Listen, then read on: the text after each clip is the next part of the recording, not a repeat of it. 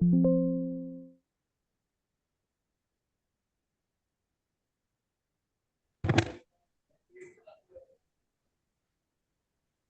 you can start. We are live. Welcome, dear participants, to the topic of NRI taxation and understanding of its different facets by the Direct Tax Committee of the Institute of Chartered Accountants of India. Let me welcome the Direct Tax Committee Chairman, Shri Piyush Chhajer, a practicing chartered accountant for more than 20 years. He specializes in direct tax and indirect tax appellate proceedings and arbitration. He has been a speaker on various topics of direct tax, a member of External Committee of Reserve Bank of India's Asset Reconstruction Committee, a vital contributor to WRC publication on Vivad Se Vishwas scheme. He is also practicing into litigation in direct tax as well as indirect tax. Let me welcome Shri Piyush Chhajer. I'll request Piyush to have his introductory remark on the topic.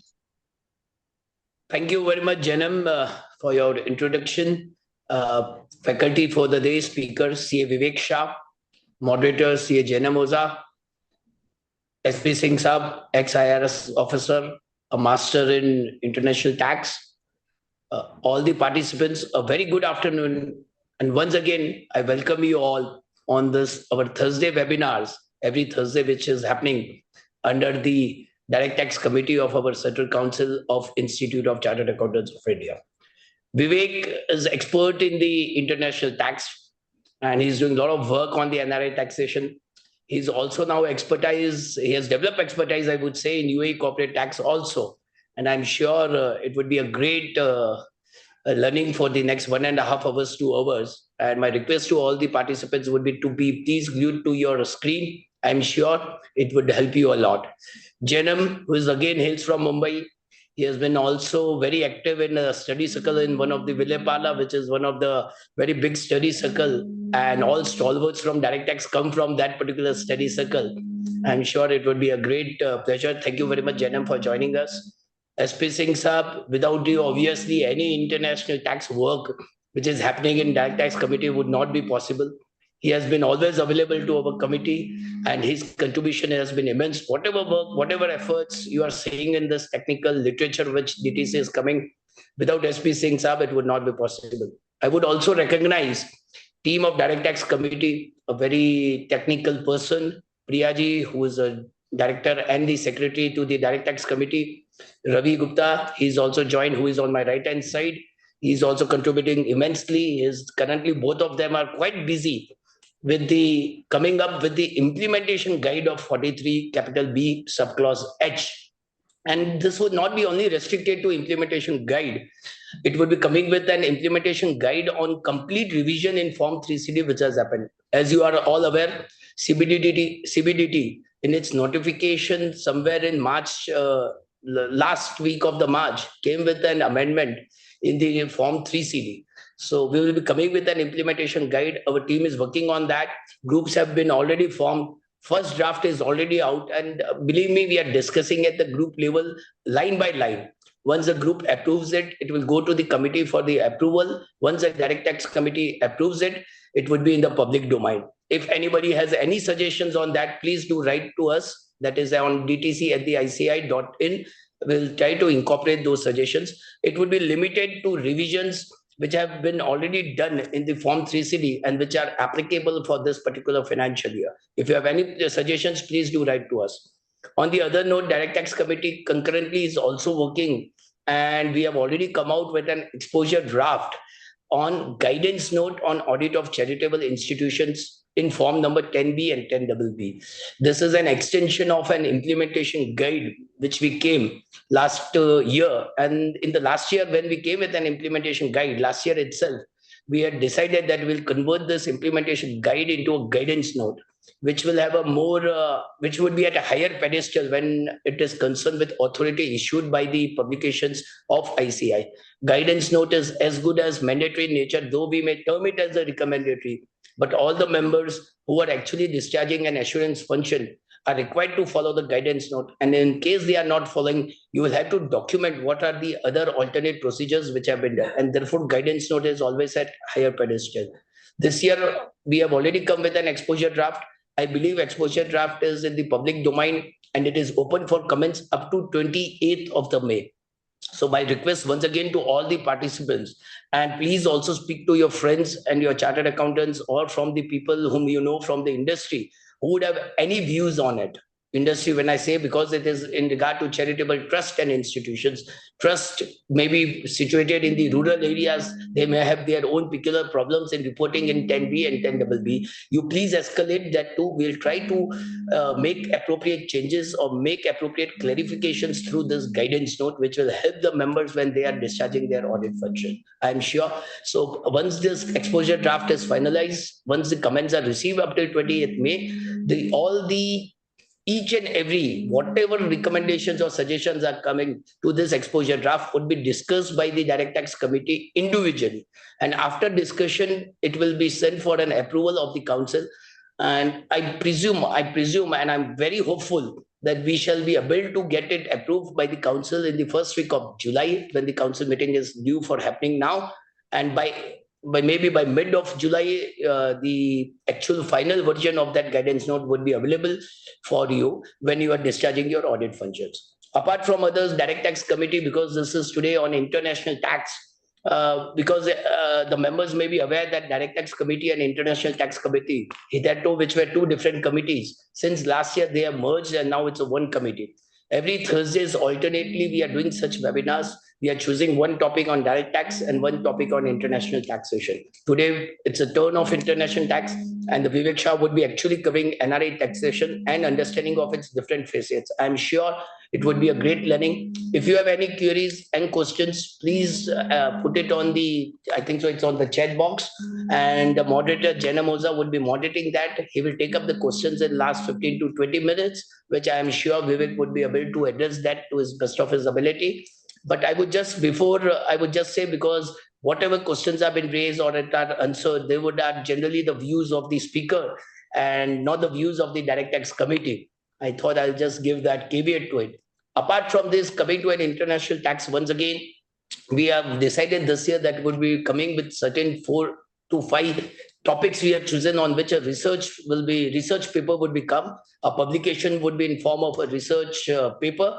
Uh, some of them been on, I think so, FTS and royalties, transfer pricing. We had also invited expression of interest from the members at the large, and we have received expression of interest. We have formed a group for that purpose also, which consists of all the seniors and the experts in international taxation, including SP Singh Saab, who would finalize and who would zero down to the research writers. There would be, for each research paper, 3 writers would be selected. One is senior one who would do a vetting, and 2 juniors who can actually write a research paper. So the 4 or 5 topics which have been selected, if anybody is interested in that, he may still write to us. Though I know we have already received a lot of interest and it will be finalized from them, but we can try to associate you in some other manner also. Apart from this, last year week of the April, we had a meeting with CBDT where we have already presented the pre-budget memorandum, and we had a 90 minutes presentation. A personal presentation was been made to the CBDT and certain representatives from tax policy department, that is CBDT chairman and representatives of tax policy.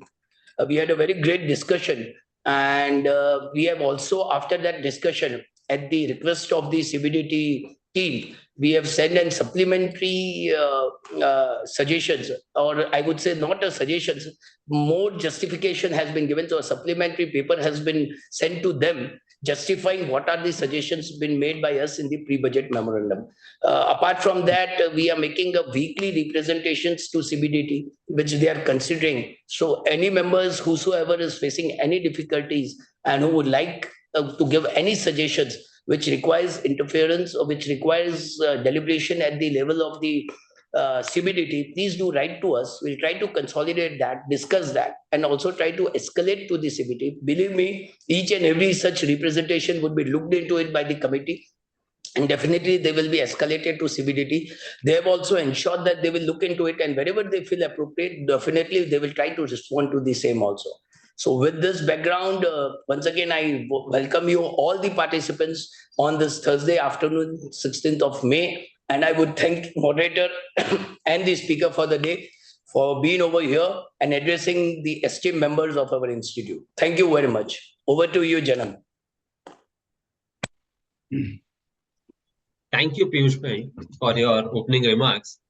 Now, let me introduce to you SP Singh Saab, an ex-IRS officer. SP Singh sir was with the Indian Revenue Services for more than 2 decades. He has held various positions, including Director of Income Tax, International Taxation, and Commissioner of Income Tax Appeals. He has participated into negotiation of tax treaties with more than 30 countries and took part in mutual agreement procedures. He has represented India in several international conferences and presented papers. He was a member of the expert group on transfer pricing constituted by the Ministry of Finance for drafting the transfer pricing regulations. He has represented the Income Tax Department before the Authority for Advanced Ruling in several cases. He has also co-authored several white papers on international taxation and transfer pricing matters such as APAs and safe harbor rules, and has co-authored 5 books on international taxation. He regularly contributes to international and national journals on taxation. So with these few words, I will introduce SP Singh sir, the forum. Thank you, Janam, for such nice words. It's always a pleasure, friends. Good afternoon to all of you for joining this webinar. And I'm sure it must have enticed you, the heading and the speaker who will be taking up the session today. It's always a pleasure coming with Piyush Saab, the chairman of the Direct Taxes Committee, who is a very enthusiastic person. While he's speaking, it's not only the words which must have impressed you, but his body language must have impressed you equally. He is pushing many initiatives in international taxation and direct taxes, and that keeps me totally absorbed. And really, I learn, I mean, each and every representation or paper or any presentation, each webinar, each webcast makes me, I mean, slightly more knowledgeable than the previous day.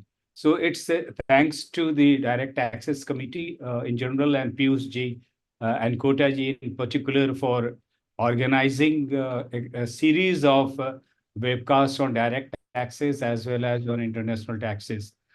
It's only through sharing of knowledge that we grow. There is no end to knowledge. Nobody knows everything, but everybody knows something. And by sharing that, we grow on the learning curve. And today's topic must have definitely attracted your attention. Not only because it's something which is scheduled, but because you must have got queries from your friends, your relatives. Because nowadays we find that every family has got somebody going to one of the destinations, whether to UAE to USA, for studies, for earning income, and things like that, for short stay, for long stays. And they must have come to you and asked you several questions regarding how to deal with that situation. Suppose when they are going, what are the precautions they need to take? And while there, what are the precautions? I'm talking from the tax perspective. What are the precautions they should take? And while coming back and after sending the money to the relatives for investment and other purposes, what precautions need to be taken by them? I'm sure you must have found answers, but there must have been, I mean, several areas where you might have felt that it would be better to hear to an expert to know more about these questions. And fortunately, we have Vivek talking about this. Now, there is one interesting fact which must have come to your knowledge recently. India became the biggest recipient of uh, the money sent from abroad. $111 billion was received from the immigrants in different countries. Now, to give a perspective, what this $111 billion actually means. Just consider our export in IT, software, and service sector. It is in 2022-23, the total amount of export from this sector was US dollar 126 billion. Now, when you keep it along with this 111 billion, you will appreciate the big contribution which is coming from our immigrants.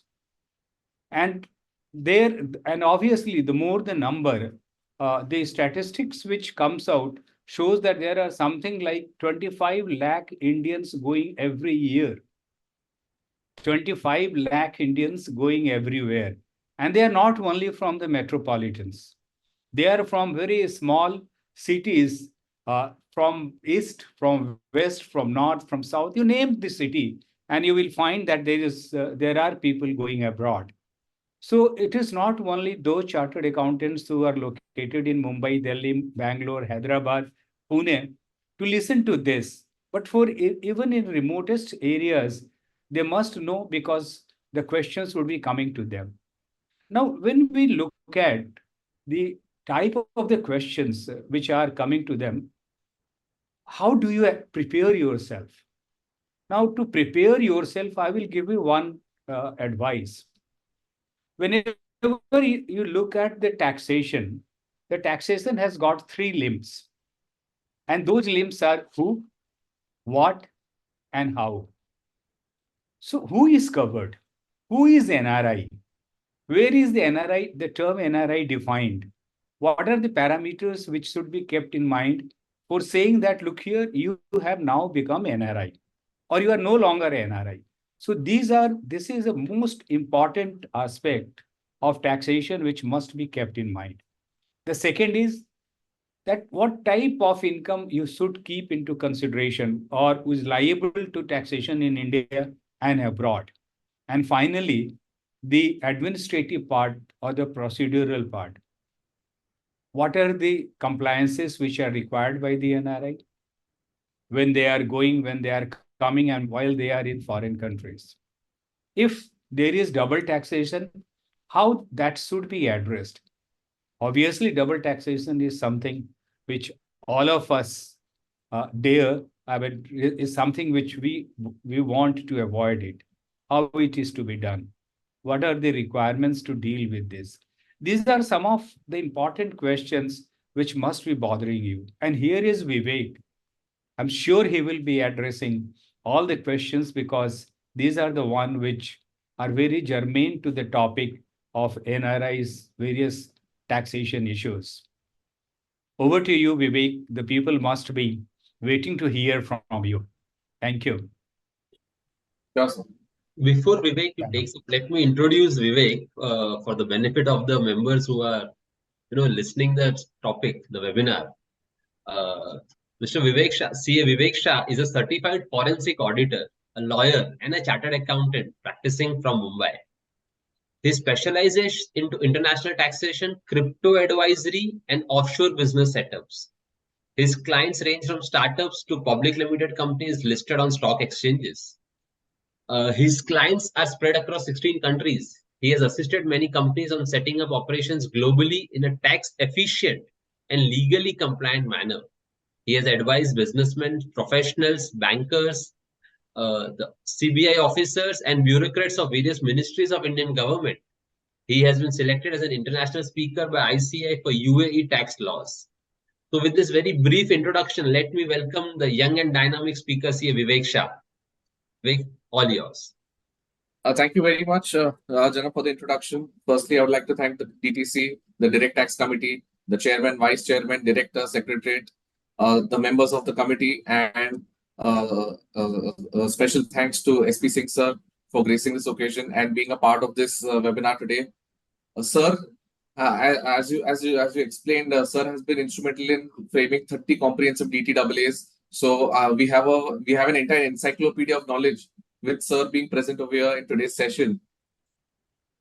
So yes, I will be covering most of the points which sir raised, and I will also try to mention. I'll also try to highlight certain critical issues as far as NRI taxation is concerned, as far as inheritance laws are concerned related to NRIs, as far as double taxation agreements are concerned, and moving forward, I will also discuss points as and when they come.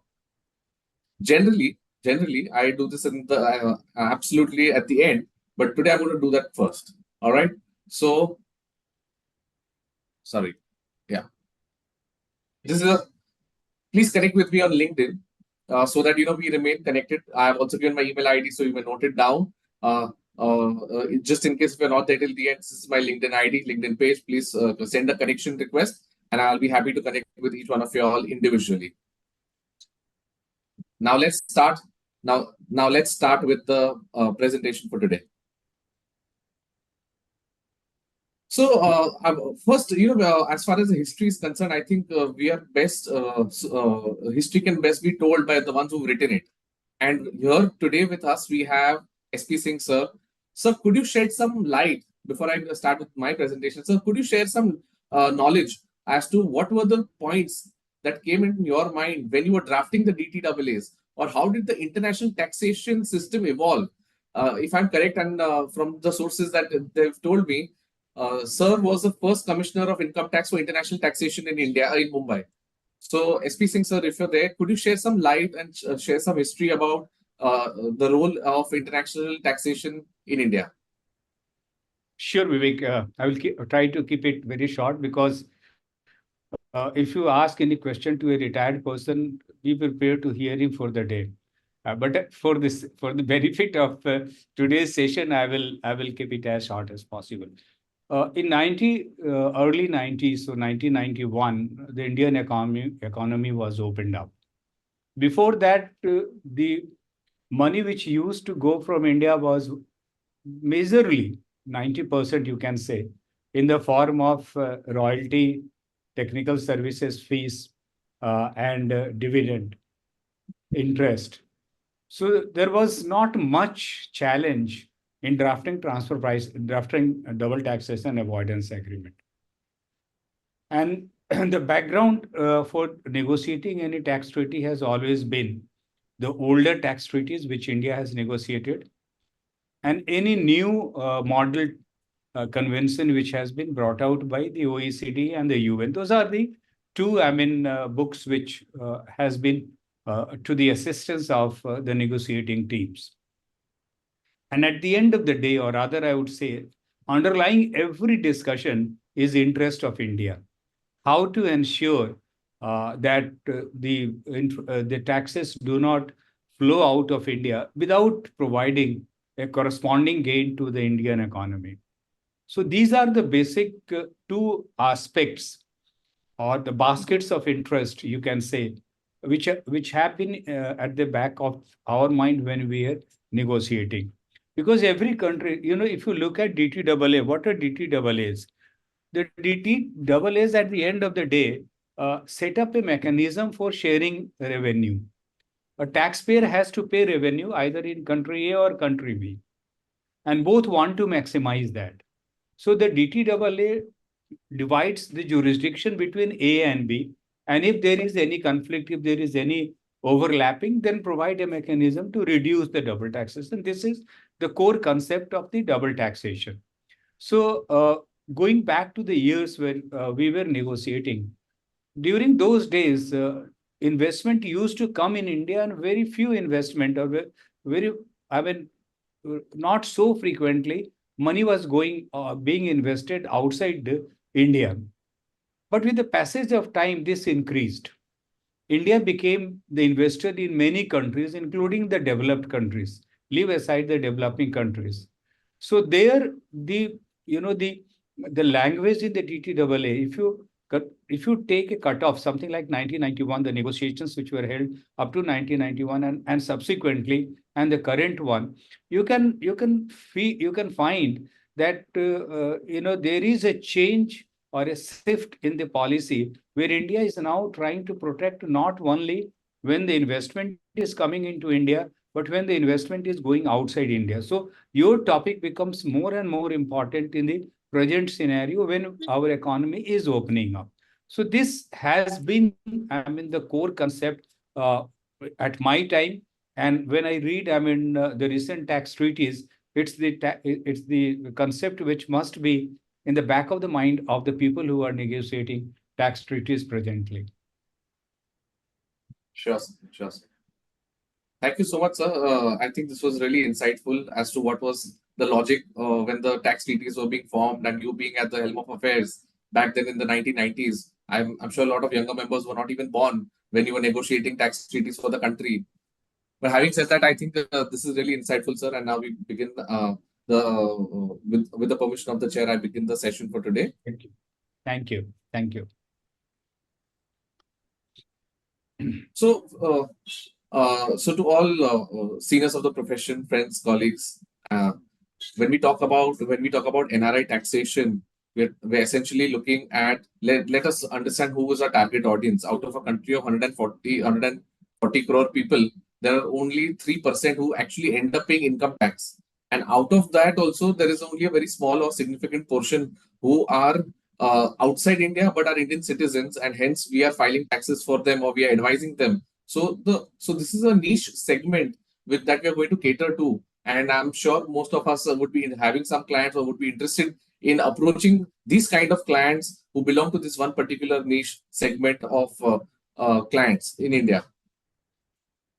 As far as NRI taxation is concerned, of course, as Sir also rightly mentioned, SP Singh Sir mentioned that first let us understand who is actually a non-resident or who qualifies to become a non-resident and what is the governing section for that.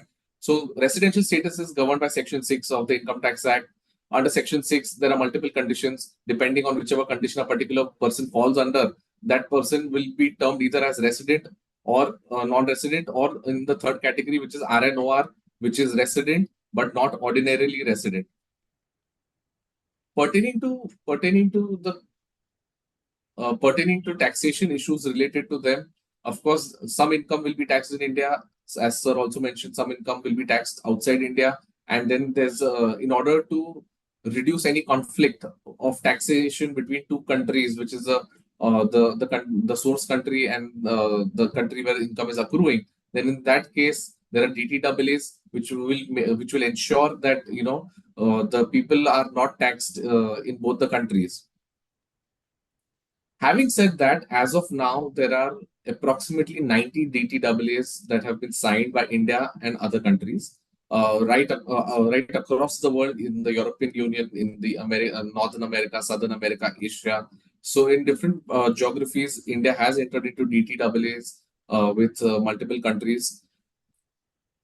But when we talk about certain aspects of non-residents and the critical issues that they face as far as operational issues are concerned, I would like to discuss those over here today, and I would like to highlight and share some of my knowledge related to this aspect from the practical experience of dealing with people who qualify as non-resident Indians. So let us look into inheritance aspects. There are a lot of people who actually move out either for work or for business and qualify to become non-residents. In that case, how does inheritance work? How does inheritance work for those people? So when we talk about inheritance, firstly, we should understand what is the definition of a relative under FEMA and what is the definition of a relative under Income Tax Act. So under FEMA, the definition of relative is quite limited, whereas under the Income Tax Act, it is quite broad. So because this is being discussed from a taxation perspective, as long as the person inherits a property from a relative as defined under Section 56 of the Income Tax Act, then in that case, the amount of gift received or amount of inheritance received will not be taxable for the non-resident Indian in India. Now, when we talk about inheritance, inheritance for NRIs, it also includes people of Indian origin and the OCIs, which are overseas citizens of India. The same law applies to NRIs, OCIs, and PIOs. Coming to inheritance and taxation, let's take an example where a person has inherited, a person who's a non-resident Indian has inherited self-occupied property from his ancestors or from his family. In such cases, either in case of death or in case of gift, in both the cases, up to 2 self-occupied residential premises, there will not be any additional the income to be offered to tax in such cases.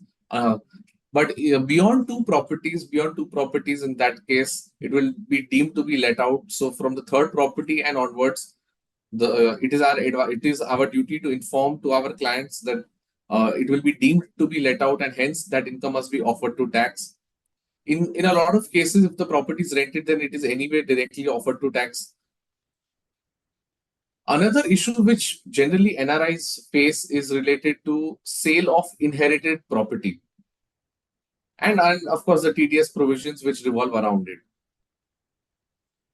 As far as sale of inherited property is concerned, the law is absolutely clear that you step into the shoes of the person who bought the property. In most cases, if the asset was procured more than 36 months prior to the date of transmission, then in that case, it will be termed as long-term capital gain tax. And as far as TDS is concerned, so from a TDS perspective, it is very important for us to advise our clients again that since TDS is going to be much higher, it is advisable to go for a lower deduction of TDS certificate, make an application with the specific details about the transaction, the name of the buyer, the name of the seller, and the proposed capital gains, and a lower TDS certificate could be obtained from the jurisdictional authorities. And then comes the aspect of DTAAs and foreign declarations. So DTAA from an Indian perspective is what we understand, that we should not pay, NRIs would not end up paying taxes in both the jurisdiction, provided there is a treaty between both the countries. But as far as foreign declarations are concerned, I would like to highlight one important point, because in a lot of other countries, there is something called as inheritance tax. So let's take an example of a country like Belgium. In Belgium, there is inheritance tax. In Japan, there is inheritance tax. And the tax rate could go as high as 40%, 42%, or 50% also. So in such countries, when they inherit foreign assets in other jurisdictions, they would still be liable to pay tax in the host country where they're staying, where they're residing, subject to the DTAAs that are there. But if there is no, in India, as of now, there is no inheritance tax. But let's say if in future there was an inheritance tax, this would also get covered under the DTAA. But assuming that there is no inheritance tax right now, and assuming there won't be any in future also, then in that case, are they liable to pay tax on property inherited in a foreign jurisdiction? So the law is split across different countries. I will give you an example of Belgium. In Belgium, as per the local law of that land, you have to disclose all assets that you have in any foreign jurisdiction, whether they're movable or immovable, and what is the value of the asset must also be disclosed. If the value of the asset is disclosed, and then you also have to disclose whether you are earning any income on that asset. If you are not earning any income on that asset, would you have, in future, do you have to pay any deemed value? Again, so this depends on every jurisdiction, and hence foreign declarations must be made. So in such cases, it is important for us to advise our clients that if they have inherited any property, or if they have received a gift of any property, it must be appropriately disclosed even in their home country, or even in the country where they are residing. So just to ensure that they are not on the wrong side of the law, both in India and in their home country. In such cases, if there is any misdeclaration, the kind of penalties that they would have to pay are enormous and exorbitant. So from an inheritance perspective, we must ensure that all foreign declarations are adhered to, and if need be, we must also give a disclosure that they must consult a professional in their respective countries. Moving forward, another critical issue which generally NRIs consult Indian chartered accountants for is remittances. As we understand, remittances under FEMA are allowed for non-resident Indians of up to $1 million, which is $10 lakh. The limit under LRS is for resident Indians, not for non-residents. So if a client is a non-resident, then they can remit up to $1 million or $10 lakh per financial year. Now, in a lot of cases, if the value of the inherited property is significantly larger, then this limit is going to stay. There is nothing that you could do unless you go for the approval of the RBI, and under certain circumstances and specific cases, RBI does grant approval on a case-to-case basis under the FEMA guidelines. Now, when we talk about NRIs, the first thing that we should advise our clients is that is to change their account status from a savings or a resident account to an NRO account. So whenever a client is moving abroad, either for work or for employment or for any other personal reason also, it is important for us to advise our clients that before they move from here, they should ideally give an intimation to the bank to convert the status of their savings account to NRO account. So your savings account will get converted to an NRO account, and with an NRO account, you also have to apply to get an NRE account, so which is a non-residential external account. Now, let us understand what are these two accounts used for. NRIs, primarily, all of them would definitely have an NRE account, but in some cases, it is important for them also to have an NRO account. If a particular client or a person is having income in India, any source of income in India, let's say rental income, let's say share trading income, let's say any form of business income, consultancy income, in that case, it is important for them to have an NRO account. If they also want to spend locally, it is advisable for them to spend or donate money locally through an NRO account. But but in case if they are not having any source of income in India and they don't wish to spend anything locally, you can always spend locally even from an NRE account. But if you have to receive anything locally, any amounts locally, any money locally, it is advisable to have an NRO account. Once a person becomes non-resident, again, under the FEMA law, you're not allowed to hold a resident savings account. So in case if a client is holding a resident savings account, then it is contravention of law. And there could be penalties, but of course, in the rarest of the rare cases, penalties are levied under FEMA for this violation. But yes, it is a contravention of law under FEMA. Now, as far as the NRO account is concerned, NRO account has a lot of flexibility. You can receive money from India. You can make payments to local residents in India. There is no restriction on that. But when it comes to NRE account, any person who wants to transfer money from a local account or an NRO account to an NRE account, in that case, Form 15CA CP are required to be filed. Form 15CA declaration has to be given by the client, and Form 15CP has to be issued by a chartered accountant. If the money is subject to tax, we have to make appropriate disclosures. If the money is not subject to tax, in that case also we have to make appropriate disclosures. And then finally, money will be able to move from your NRO account to your NRE account. The good part about having an NRE account is that a lot of clients, NRI specifically, don't want to end up paying a lot of taxes over here because again, the income will get clubbed in their home country as well. In such cases, the deposits in your NRE account or your FCNR account, which is your foreign currency account, in your FCNR account, the deposits that you make are tax-free. That is to say, you will not pay any income tax on your fixed deposits or time deposits, which are in your NRE account or in your FCNR account. However, any fixed deposits in both your NRO account or savings account, which ideally they're not supposed to have, but let's assume they have, then in that case also it is taxable and appropriate disclosures must be made at the time of filing their taxes. Another advantage of the NRE account, which we should advise our clients, is the flexibility to move funds abroad. So moving funds inside an NRE account and moving funds outside the NRE account don't require any further compliance. So it is free flowing money. Money can come in and go out as and when they want, and no additional declarations or forms from a chartered accountant are required in that case. Now, so this is about remittances, and again, from a remittance perspective, also, I think when the amounts are large, it is best for our clients to negotiate with bankers as far as the rates are concerned. These are practical problems which they are going to face. Certain banks will ask for three documents. Certain will ask for 5 documents, depending on bank and depending on the expertise that the bankers have. The list of requirements just keeps on changing. And again, as far as NRIs are concerned, they find it really complex to navigate through this process, and that is where they really need help. They really need help of a chartered accountant. And I would tell you that this is quite a lucrative industry to be in, lucrative niche to be in. because clients want solutions. They are paying you for solutions, not just for the advice. If you as a chartered accountant or if you as an advisor or a consultant can help your clients navigate through these complexities, I think there is a good professional opportunity for each one of us in this field.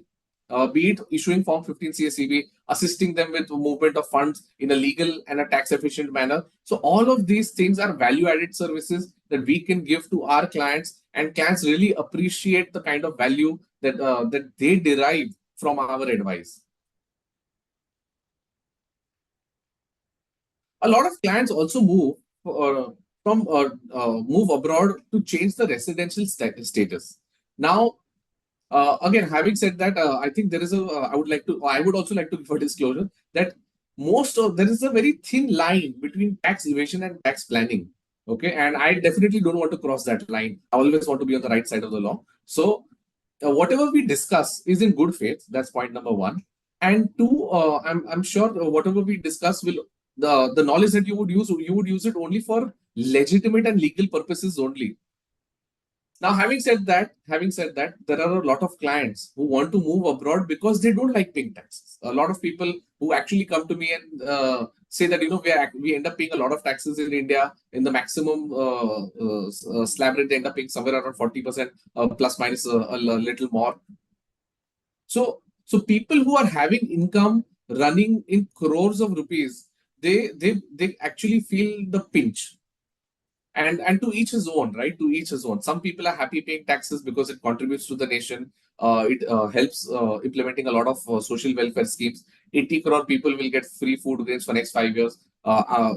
It's a matter of the defense and security of the nation. So our tax money actually helps with all of that.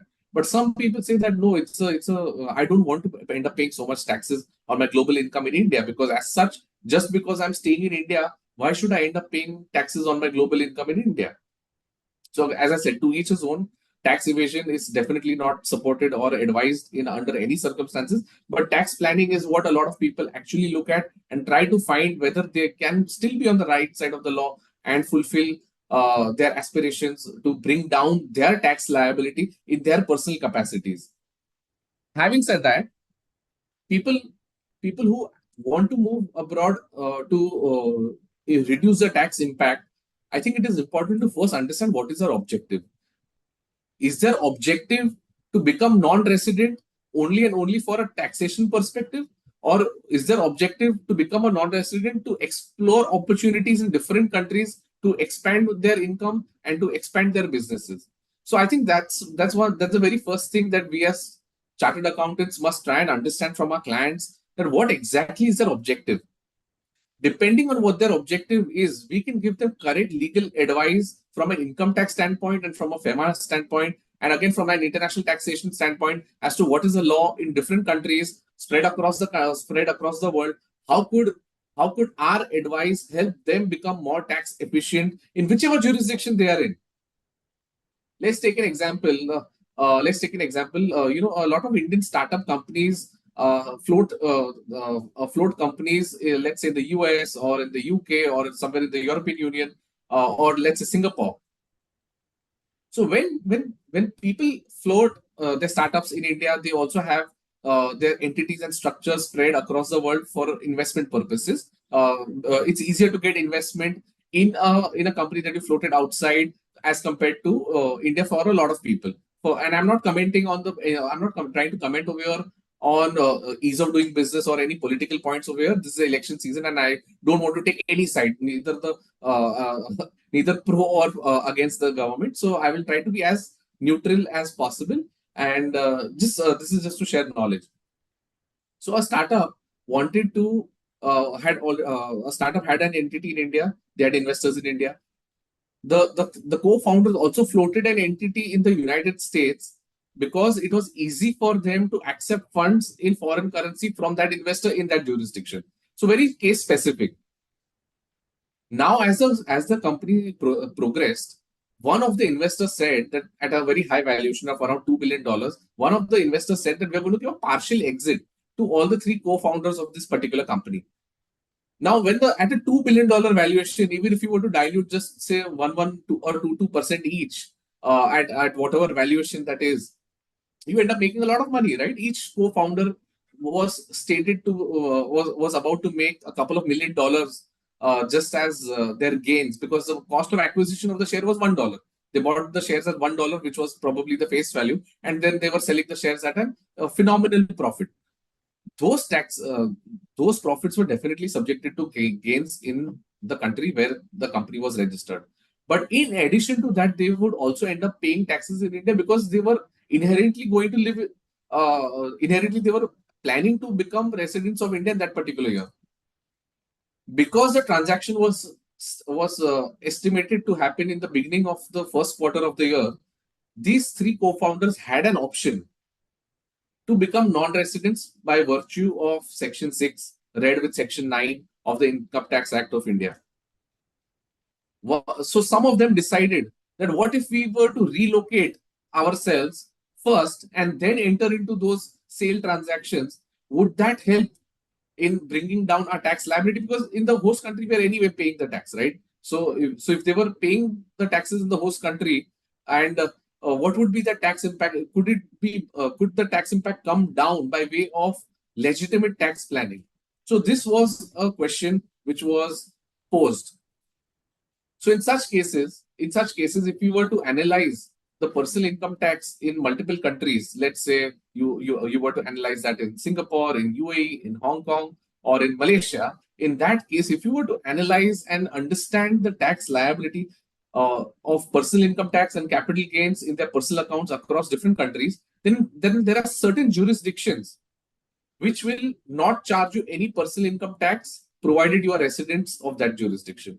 There are certain jurisdictions will not charge you capital gains or personal capital gains tax if it has already been taxed in another jurisdiction.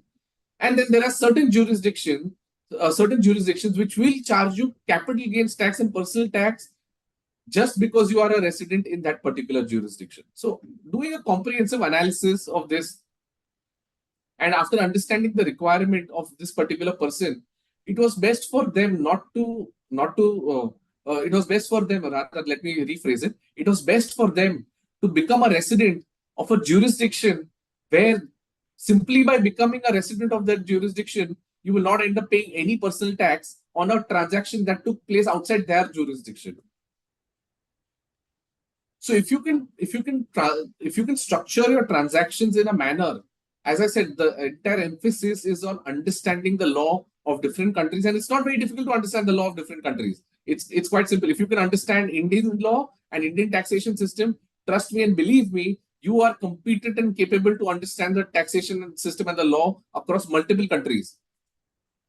Again, not related to the residential status topic, but I will tell you the trick over here is that most of the Commonwealth nations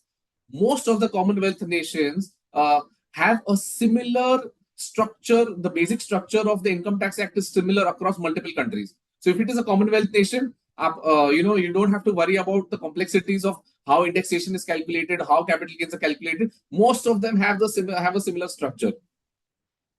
So yeah, this was just for your understanding of understanding how law works in Commonwealth countries. But yeah, now coming back to residential status. So if you can plan those taxes properly, and if you can give correct legal advice, then in that case, your clients will definitely value what you're doing, because income was outside India, tax was already paid outside India. By virtue of being domiciled in India, a person would end up paying a lot of taxes. And if a person doesn't like paying taxes, if a person doesn't want to pay taxes in such cases on foreign income, then in that case, there are legitimate solutions, there are legal solutions, and it can definitely be done after applying your professional knowledge to this. Now, again, as far as residential status is concerned, coming back to Section 6 of the Income Tax Act, if your income is below 15 lakh rupees, in that case, a person is allowed to live for up to 182 days outside in India, which is to say you would end up staying for less than 183 days inside India. Now, if your income is above 15 lakh rupees or more, then in that case, you can stay in India only for up to 120 days to qualify as a non-resident. Now, when this income is concerned, when a lot of people want to move abroad, and a lot of people are saying that, we actually have a lot of dividend income, which is much higher than this, and we don't really want to end up selling those shares and moving all assets abroad at once. We won't have the best of both the world. So you may get those kind of clients also who want to remain invested in the Indian economy, in the Indian growth story, but they want to move to other countries, maybe for a better quality of life, or maybe they have business opportunities, or for job or personal reasons. Whatever the case may be, I think it is advisable if a person wants to actually come to India and stay for a significant part of the year, but still not become a resident. In that case, it is necessary for us to plan how their income could come below 15 lakh rupees, again from legitimate and legal manners, how their assets and investments could be structured, how their assets and investment could be transferred to a particular trust or to an HUF, which is also a separate legal entity. In that case, these aspects could be considered for our clients in case if they want to have the best of both the worlds.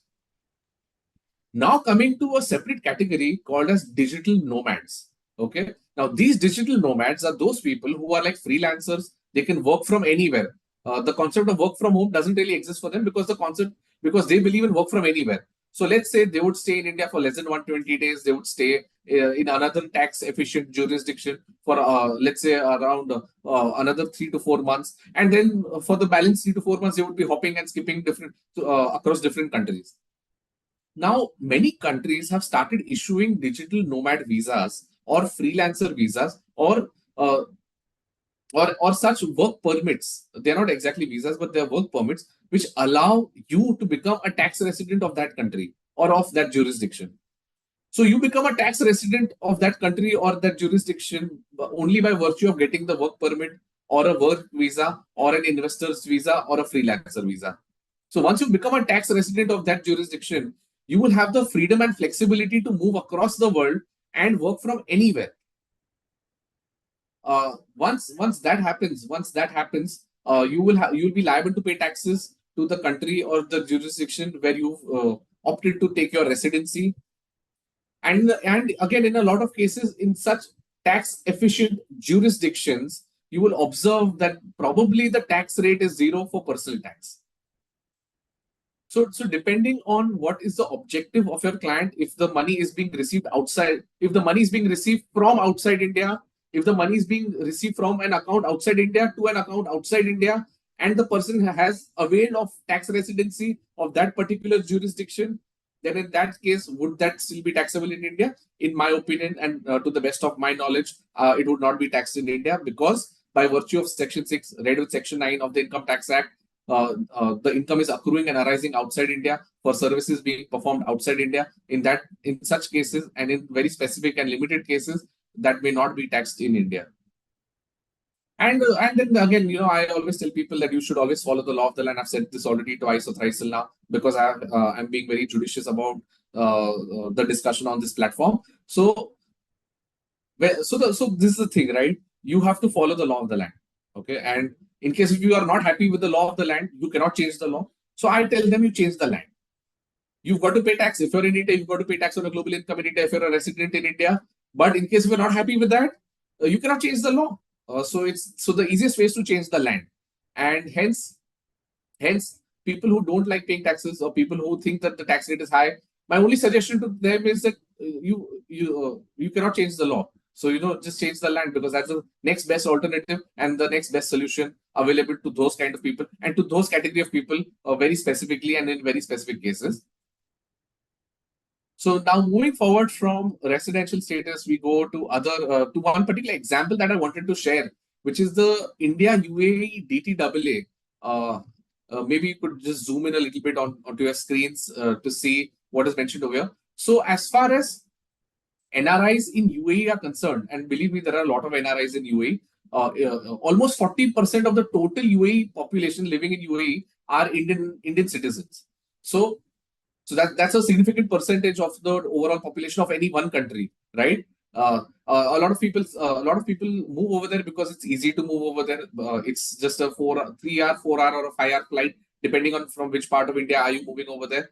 And it has no personal tax. It does have corporate tax, but there is 0 personal tax, so you don't end up paying any personal taxes in the UAE if you are a tax resident of UAE. So this is a particular clause which I wanted to discuss as far as treaty benefits are concerned. Now, let's understand that a UAE tax resident but an Indian citizen will not pay any capital gains tax on mutual funds in India. Now, I've given the credits of this actually go to Mint, which is a publication in India, and this is not my proprietary information. I've taken it from open sources available on the internet. So, in such cases, people could explore benefits of a particular treaty only and only by virtue of them being resident in a particular jurisdiction, and then there is a particular DTAA which exempts that income from getting taxed in India. So this is an example of how a treaty benefit could be availed. I just wanted to bring a very small example. That, as I said, there are almost 90 countries with which India has DTAAs, but this is just one small example which I wanted to highlight of how a treaty benefit could be availed. Now we go to other aspects related to NRI taxation and here I would be covering the TRC, how to deal with returning non-resident Indians, as in back then in the day, in the early 90s or maybe the early 2000s, there was brain drain. Good brain, good quality, good talent was going outside of India in search of better opportunities, better standard of living, and for better economic growth. But now those people are returning. A lot of them are returning. I can tell you this with a lot of confidence. A lot of NRIs are now returning to India because they want to be part of the growth story of India. They want to remain invested in India. So how should you advise them? Because once they're returning non-residents, they will not sell everything lock, stock and barrel, liquidate everything and then bring everything into India. So for returning non-residents, we will discuss aspects as to when should they return, how should they return, should they plan their return at least 2 years in advance, if that's a possibility for them, or should they just return whenever they want to. And finally, I will talk about citizenship as well. So coming to the point of TRC, which is a tax residency certificate. So a tax residency certificate is something which certifies that you are actually a tax resident of the jurisdiction where you've applied for it and where you're living. Different countries have different rules for getting your tax residency certificate, but thanks to the OECD Pillar 2 norms and thanks to the OECD and the framework of the OECD, most of the countries have now come to consensus as far as to whom can they issue a tax residency certificate. Now, this is a very peculiar case where different countries could issue tax residency certificates for different periods. Now, India follows a financial year, which is April to March.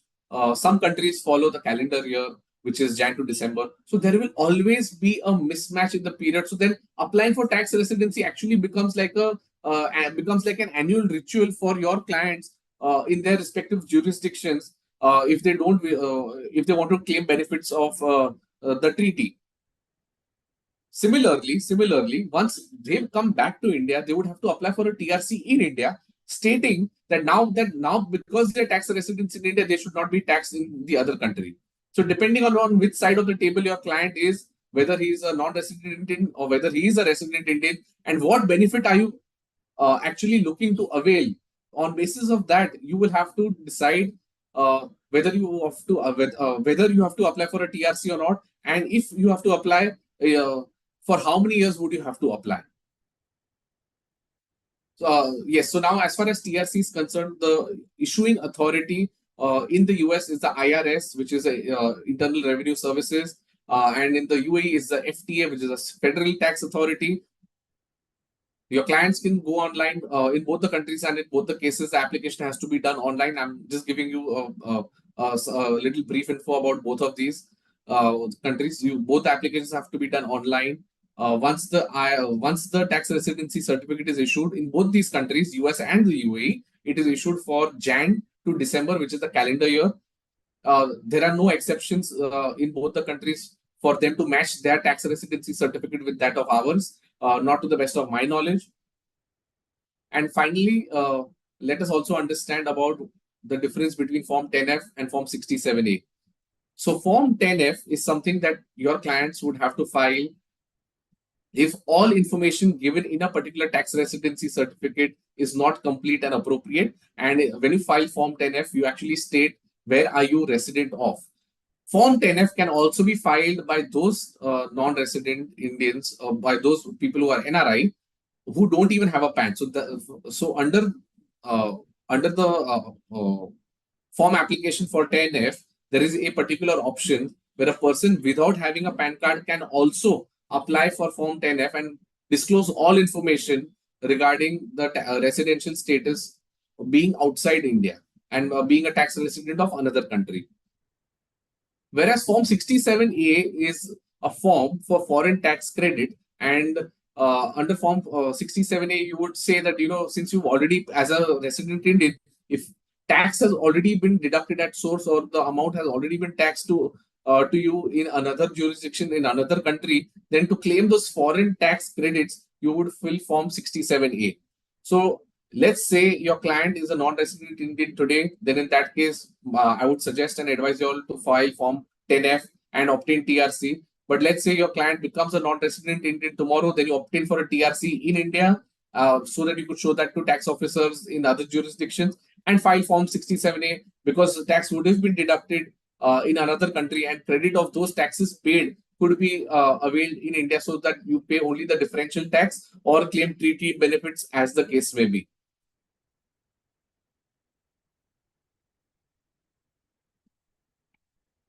Now coming to the option of let's say returning non-resident Indians. When we talk about returning non-resident Indians, actually, I would deviate a little from here, and I would also go back to SP Singh sir, if he's still available. Sir, in case if you're there, would you like to take this question and throw some light on the TRC? Because sir, a lot of people face this issue about application of TRC, face an issue related to in which jurisdiction would they end up paying taxes. So would you like to throw some light? Because at one point of time, sir, you were the Commissioner of Income Tax in the International Taxation Wing.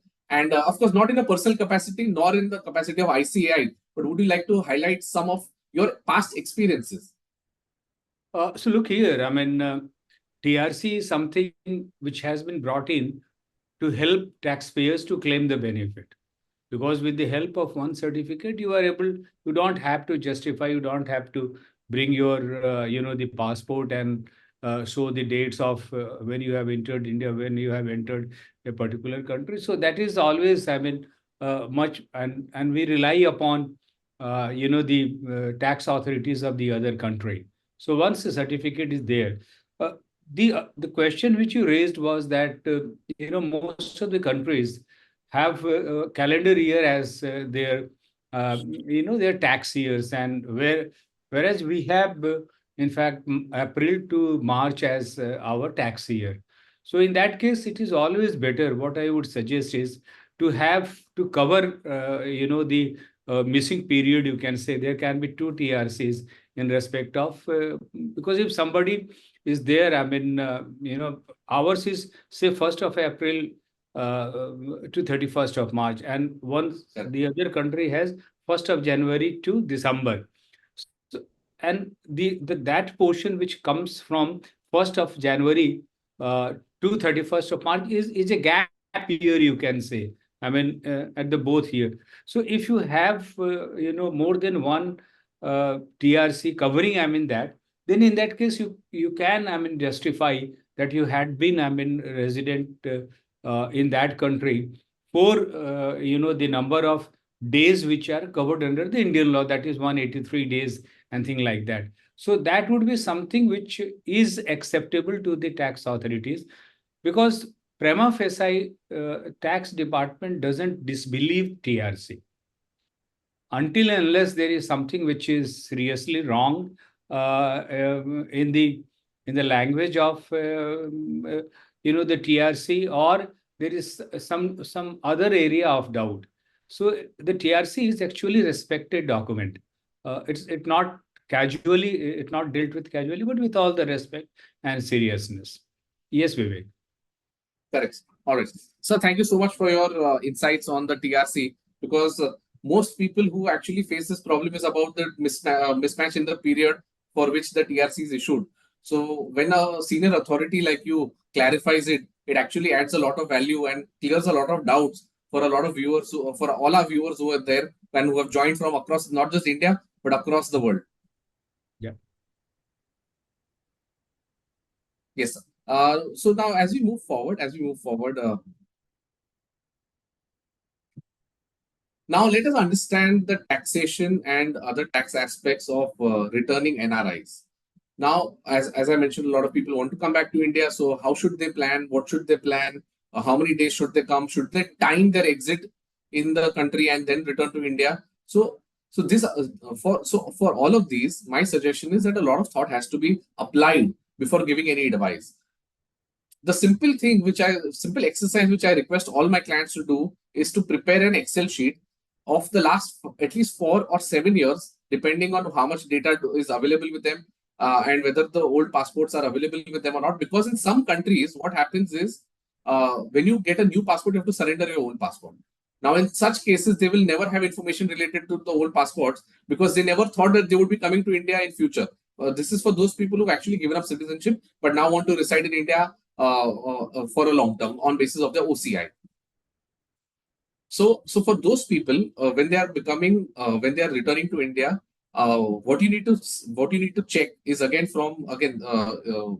mentioned in section 6, you check the number of days that they stayed in the immediately preceding financial year. Then you check how many days have they stayed in 4 preceding years. Then you check how many days have they stayed in 7 preceding years, and a total of 9 out of 10 assessment years, whether they were residents or whether they were non-residents. The crux over here is that when a person actually wants to live in India, but for some reason was living outside India for whatever purpose that may be, for such cases, they would end up staying in India for a significant amount of time every year. Let's say they did around 150 to 170 days every year because the limit was 182 or 183. In that case, they've lived in India for 150, 170 days every year. So if they've lived for 150, 170 days every year, so how many days would they have lived in 4 previous financial years? So then that amount crosses 365. So if it crosses 365 days in 4 years, they end up losing the status of being resident, but not ordinarily resident, which is the RNOR status. But however, if they've actually lived outside India for a significant amount of time over the last 4 years, and they would come to India only to visit. So again, the crux over here is if they've lived for less than 90 days in each of the 4 years, and then they would end up having stayed for less than 360 days in 4 years, then in that case, for the year in which they return, they would be considered as resident, but not ordinarily resident. And in that case, if they are RNOR, then in that case, the global income doesn't get taxed in India, only the Indian income gets taxed in India. And that actually gives a lot of relief to the people who are returning non-residents, at least for that year. So let's take an example of, let's say hypothetically somebody had bought shares of Nvidia during COVID. The shares were actually at the rock bottom, and today they are the best performing shares in the US stock markets today. If somebody would have bought, they would have made a fortune otherwise also.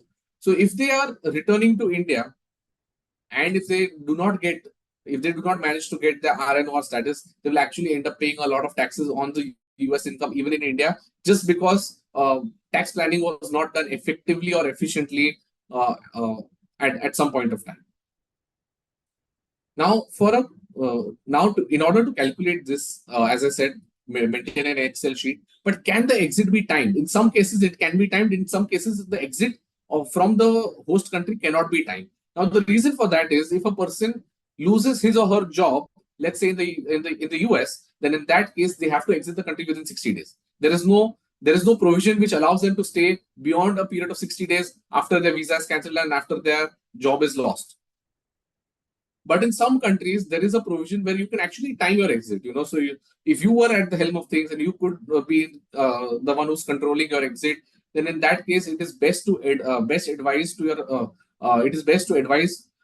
your clients that the exit must be planned in a manner which is again tax efficient from a global taxation perspective and from an Indian taxation perspective as well.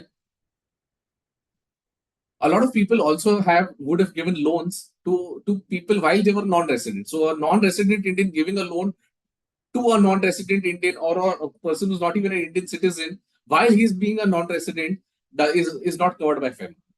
But when you are becoming a returning non-resident, but if you still have loans which were given outside, then again that is also a violation of FEMA. So that we must advise our clients that even if you've given loans, try to take those loans back into your account so that there is no violation, because then you are going to become a resident. So a resident giving loans in the future years, having given loans to a non-resident or a person who's not an Indian citizen, would not only from an income tax perspective, that's fine, but from a FEMA perspective, it's a violation of law.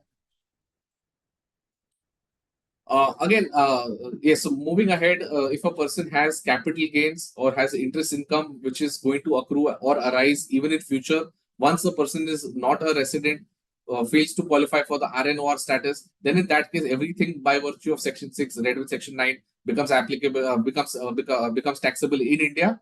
So in such cases, their global income must be reported correctly. The global income must be disclosed correctly. Their foreign assets must be disclosed correctly. Because if there is any wrong disclosure or incorrect disclosure of your foreign assets in India, then the penalties are quite exorbitant, quite high, and in the rarest of the rare cases, it could also be termed as a case under the Black Money Act, where the minimum penalty is 10 lakh rupees per assessment year, and that keeps on accumulating for as many years as the default lies.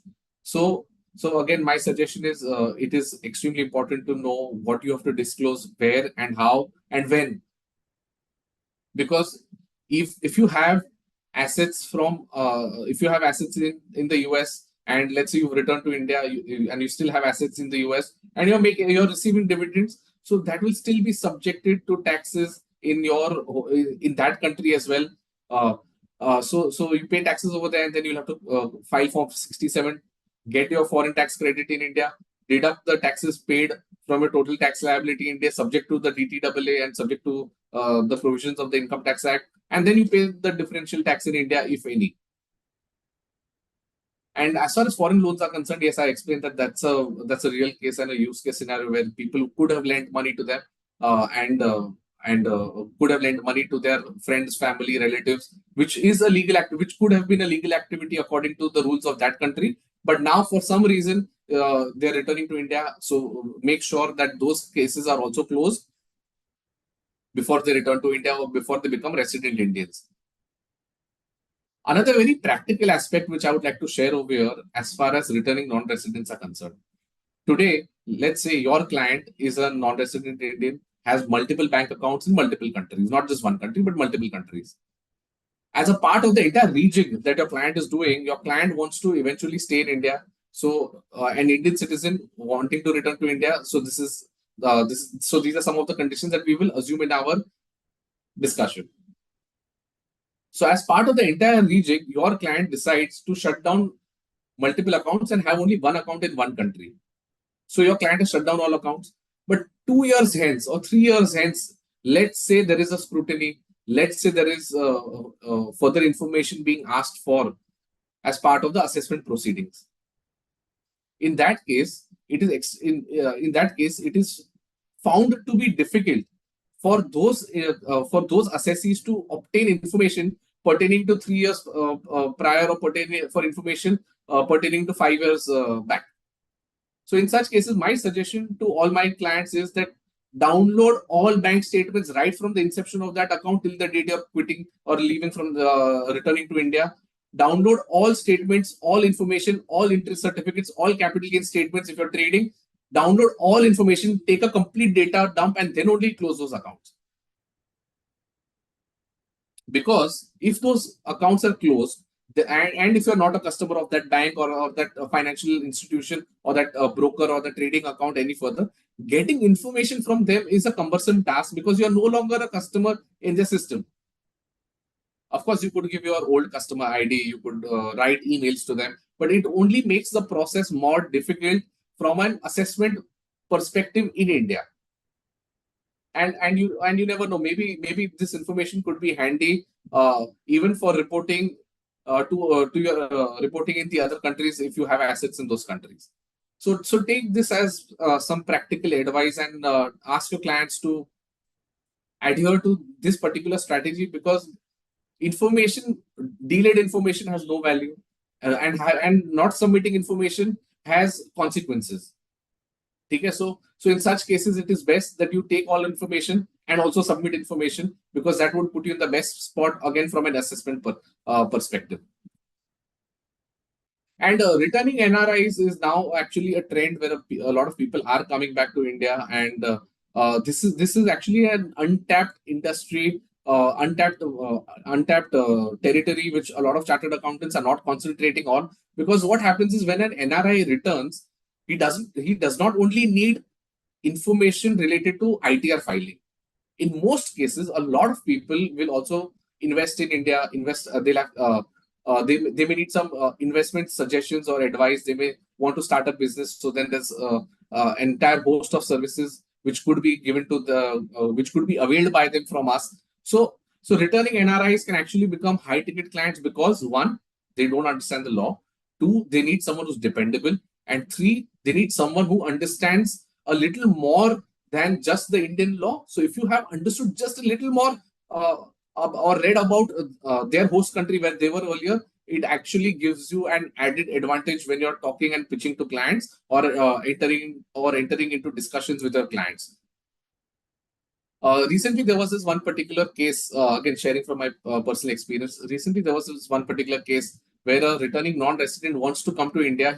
And before coming to India, he had already made certain strategic investments in startups before he came to India. So when an investment is done, let's say investment was done at a very low value. Now, if he was to exit from that startup, and thankfully he's getting good returns, in that case, if he sells those shares, let's say to another VC or to another investor, the amount of capital that he's going to make is going to be quite significant for him to start his own business.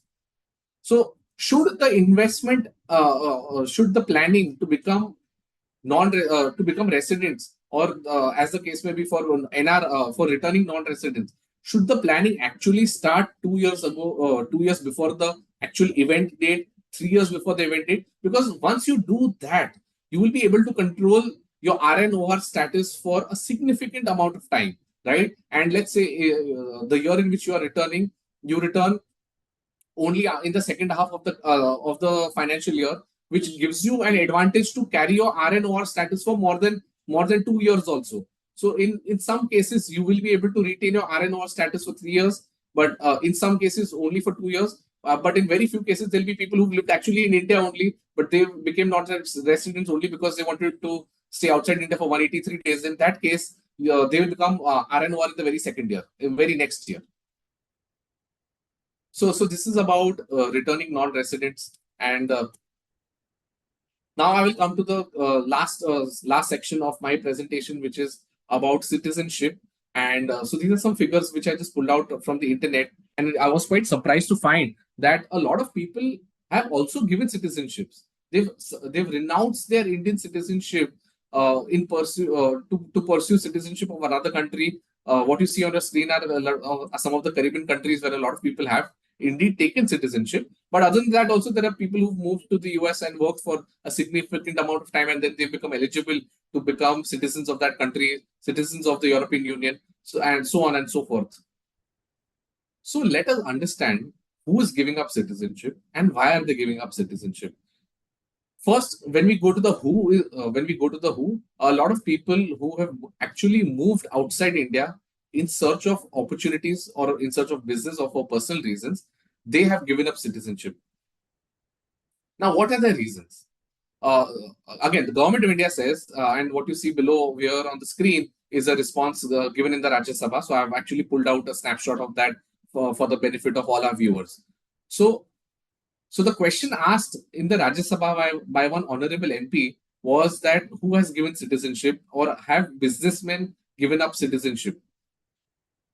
So the answer given, at least in the Rajya Sabha by the then MOS of Ministry of External Affairs, B.S. Muralidharan, if I'm pronounced his name correctly. So the MOS, the Minister of State, had given the response to the question asked in the Rajya Sabha, and he said that we do not know whether they are businessmen or whether they are academicians or whether they are intellectuals, or who has given citizenship. We do not know that. What was the reason why citizenship was given? For that also, they said that giving up citizenship is a personal is a personal choice, and that information is not available with the government. So these are recorded proceedings of the Rajya Sabha. I've just tried to pull and extract those for the benefit of all the viewers over here. But let's try and understand, as chartered accountants, we may end up meeting a lot of people who could have given up citizenship. And most of the people that I've met are actually high net worth individuals, uh, or maybe ultra high net worth individuals, UHNIs, like ultra high net worth individuals who actually have a lot of money. They have a lot of wealth created over generations, or even their own self-generated wealth. So, to the best of my knowledge, and again, limited to my limited experience, I have found that people who are giving up citizenship are ultra HNIs or HNIs. Now, it so happens that the people that I met were from that category. I am not sure whether people who are actually below the poverty line are giving up citizenship or not. So, to understand who is giving citizenship, I think it is only practical, or I may say that it is only from my experience that I am concluding that, according to me, people who are giving up citizenship are ultra high net worth individuals. And the reason why they are giving up citizenship is because somewhere paying high taxes is pinching them somewhere. And I'm not talking about which government or not, because the figures that you see again over here on the screen are from 2011 and up to June 2023. 17,50,466, precise figure, pulled up from the website, pulled up from the MEA website. The source is given in the picture itself. Have given up citizenship. Now, what happens when a person gives up his or her citizenship? One, if they are outside India and if they are not citizens of India, will they be subjected to taxes going forward in India? The answer is a clear no. So if they don't have any assets in India, if they don't have any income in India, and if they are not even citizens of India anymore, then in that case, they will not be subjected to any form of taxation in India. Why would they do this? Again, as I said, somewhere paying 40% tax is pinching a lot of people. So once they give up citizenship, what they do is, I will tell you what exactly do they do. Now, whether they should do, whether they are right, wrong, I'm not discussing any ethical or moral issues over here. I'm very specifically talking about facts of certain cases of certain people that I may or may have known. So when they become citizens of some of these Caribbean islands, there is no need for that particular person to reside over there to become a tax resident of that country. So even if they were to enter once in a year in some countries, or twice in a year, once in 6 months in some countries, and in some countries it is once in 5 years. So if you enter once in 5 years, they will give you tax residency of their country for 5 years flat. So they take tax residency in those jurisdictions. Second, they park their money in the form of trust. This is purely and purely for educational purpose. This is not professional advice. I'm being very cautious and judicious because of the platform that I'm speaking on. So they form a particular trust, and the money is then parked in the trust in one of these countries where they have availed citizenship of. From the trust, the money is then parked, or could have been parked, in certain funds or investment vehicles or special purpose vehicles in other countries where India probably could have DTAAs. And then that money is then invested either in India or in any other country which is tax efficient, or where there is a DTAA available with India and does not get taxed. So ultimately that money would then could have come to India. I'm not saying that money comes to India, could have come to India, and then that money is invested in India through special purpose vehicles, through entities, through multiple corporate layers and structures. So people with a lot of money are doing it, or are potentially or possibly doing it. Now, when they do this, is it tax planning or is it tax evasion? I don't know. And I'm not the best person to comment on that. But I leave that question up to you all to decide whether this is tax evasion or whether this is tax planning. And with this, if there are any questions, I'll be happy to take a few questions over here. So over to you, Janam. Janam, if there are questions, please shoot them. Thank you, Vivek, for such a detailed presentation on the topic. Of course, there are many questions from the participants raised for you. Yeah. So let me put it forward one by one. So one of the question goes like this: a person has created FDR while he was a non-resident, in his NRE account. He has a balance in NRE account. Now he becomes a resident from last 2 years. Okay. What he needs to do with the FDR, whether to break or continue till maturity, and what are the precautions he need to take as per FEMA and as per income tax? Correct. Very good question. Again, a very practical question, right? So when the person created the NRE FDR at that time, by virtue of being a non-resident, in terms of Section 6 of the Income Tax Act, that FDR was created in an NRE account. But now that the person is not a non-resident, in the best case scenario, those FDRs have to be liquidated and have to be converted to your resident savings account. But for all practical purposes and for all practical reasons, NRIs, people who have been ex-NRIs, let's term them as ex-NRIs, people who have been ex-NRIs don't end up liquidating those, nor do they end up informing the banks that their status of residential status has now changed. So that is not correct in law. It is not as per law. The law does not allow you to do that. You have to change the status of your fixed deposits, inform the bank, intimate the bank, convert it to a resident savings account, and then get those fixed deposits linked as resident savings account fixed deposit receipts. Now, there's a practical reason why some ex-NRIs don't do that. Ex-NRIs say that I created my wealth over the last 30 years in the US or in my host country. I made a ton of wealth. Now I want to come back and retire in India. So this is generally what a lot of people do, and what I have observed. When those people return to India, at that point of time, they think that what if they again want to move the money out of India? So when they again want to move money out of India, the resident law becomes applicable to you under FEMA, and the resident law says that you can send only $250,000 under FEMA in a year. So this is the practical aspect. Again, I'm not over here to give advice whether this is correct or not. But my suggestion to that particular person in this particular case is that you have to inform the bank and get it changed. So Vivek, legally, when I return back to India, I have to inform my banks that I have returned. So now I am a resident Indian. No, you have to inform that you are a resident Indian in the year in which you become a resident. Right. So the trigger point. So the trigger point over here is not. So the trigger point over here is not what do you say? The trigger point over here is not when you are returning. The trigger point is when you are becoming a resident. Resident, right, as per the Act. Yes. Got it. Okay. So another question. There is a person who is a non-resident but who has to stay in India for more than 120 days, due to some medical reasons. So what happened in that year if he becomes a resident? So is his world income bill taxable? Yes. So the very short answer is yes. However, the only time, again, to the best of my knowledge, when an exemption for this was given was during COVID, because people could not move back to their host countries. So hence they ended up staying in the home country. But yes, under the Act, there is no provision where a particular person can claim exemption if a person was here for health reasons or for family reasons or for any other reason. The Act is very clear. If you are in India, you pay taxes in India for Indian income as well as global income. Global.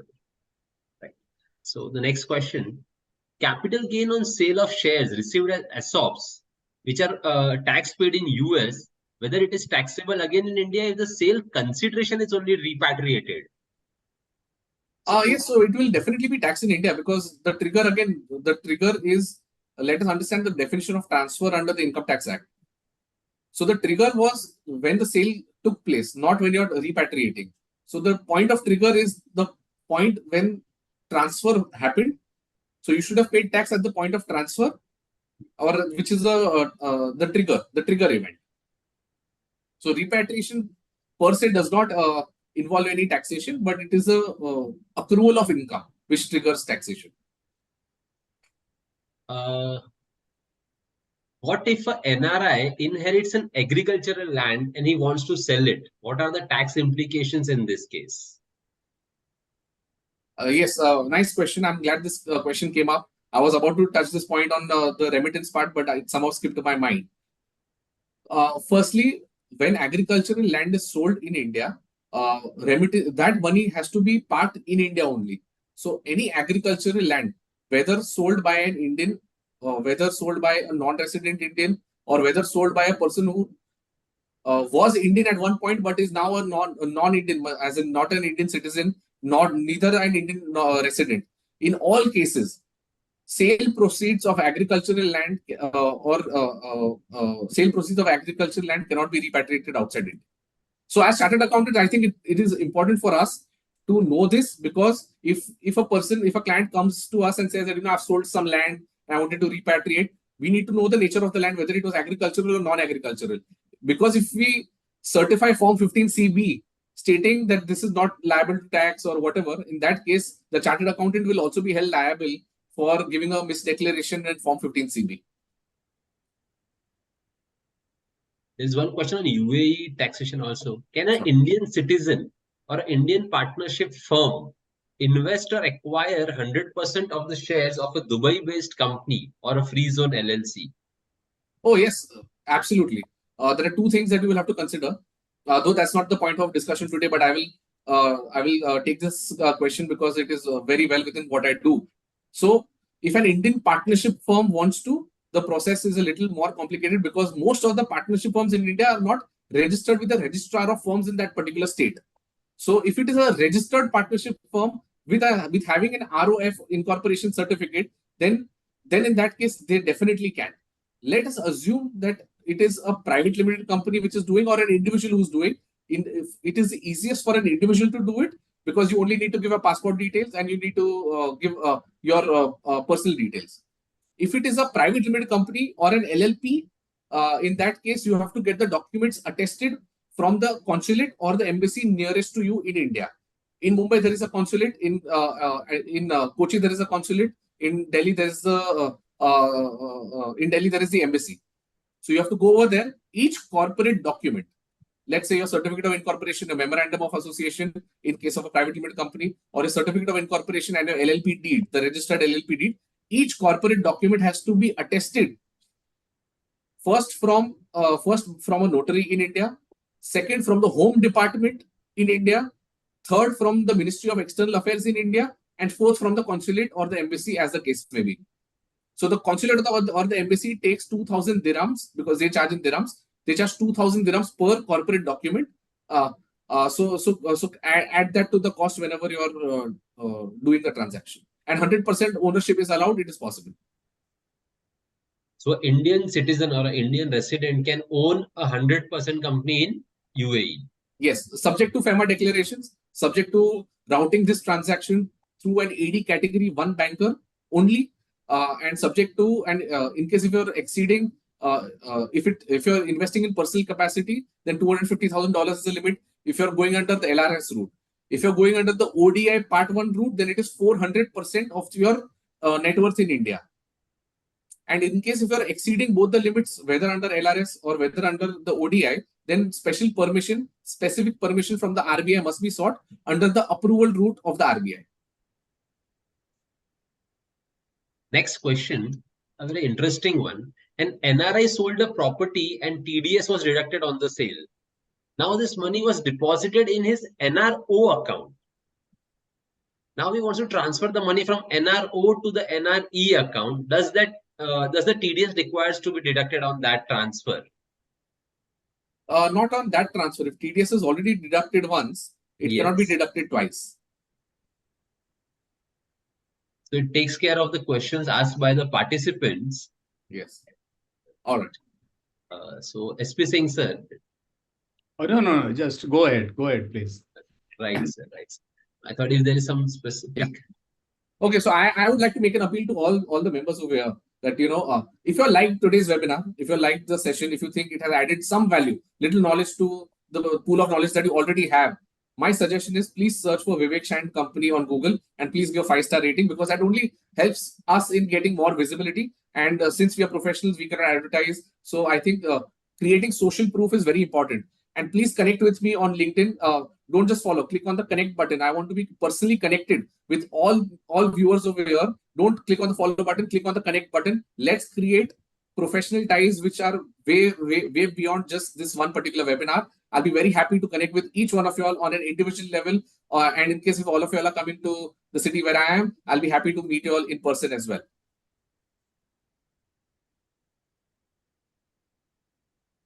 Thank you very much, Vivek, for such an interesting topic and delivering the session in a very timely manner, and also answering the queries raised by the participants. So I, on behalf of the Direct Tax Committee and all the members present over here, will really like to thank you for your time and your knowledge that you have shared with us. Thank you very much, Vivek. I'll also like to thank SP Singh sir for giving his, thoughts and the experience that he has shared with us. It was very delightful. So thank you, Singh sir. Thank you, Vivek, and thank you, the Direct Tax Committee, for organizing such a webinar for the benefit of the members. Yeah. Thanks for having me here. Thanks a lot. Have a nice day to all of you. Thank you, sir.